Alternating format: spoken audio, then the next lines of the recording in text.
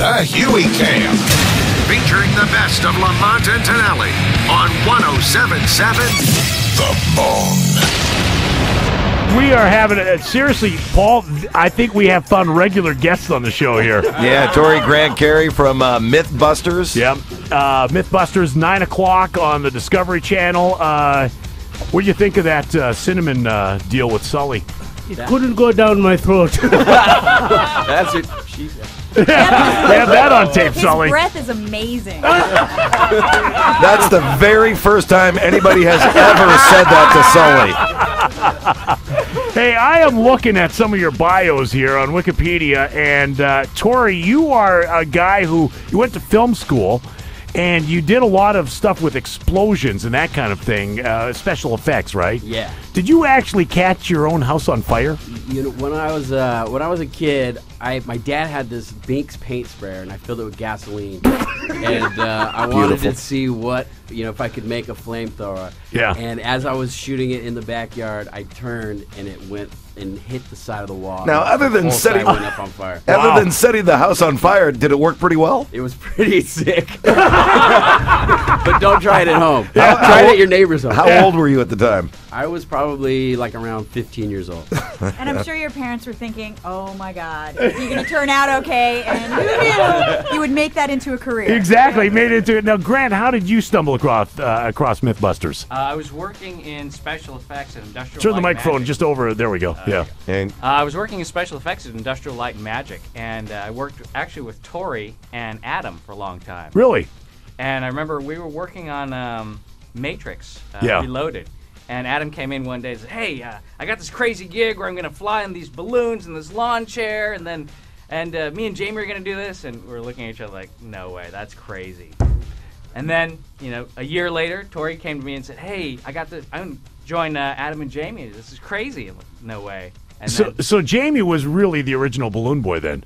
Adam. Adam was the original balloon boy. Yeah. Screw this kid in Colorado. He was the balloon boy. That's right. So what's the one experiment that really blew up on you? You're just like, oh, damn, that didn't work. Well, it's been 6 years, so. Yeah.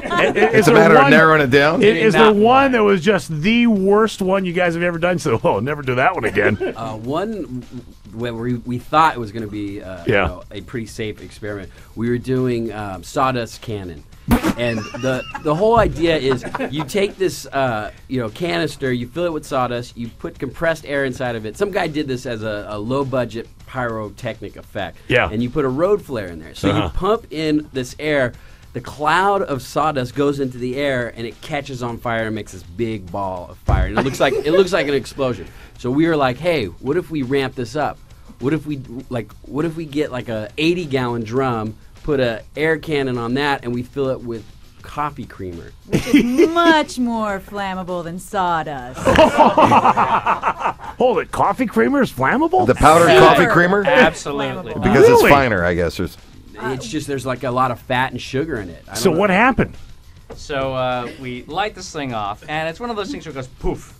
Yeah. We're standing there like, oh, that sucked. That didn't really do much. Yeah. And then suddenly it turned into this giant fireball that started advancing on us. No, seriously, because our biggest concern was how are we going to get, it was 600 pounds of this powder, right? Yeah. And so we're like, how is this air cannon going to be strong enough to launch this into the air? And so our biggest concern was, are we going to get it into the air? And we're like, it's in the air. We're like, yeah, we got a big cloud. And all of a sudden, this thing ignited, and it was this 40-foot wall of fire coming down. It was like Armageddon on us. Wow! And it growled as it came at us. Like, there was silence everywhere, and it was one of these experiments where we were like, this won't be too big, so we're standing kind of close. Yeah. I actually grabbed Tory and started to run. Run. Did you outrun the fire?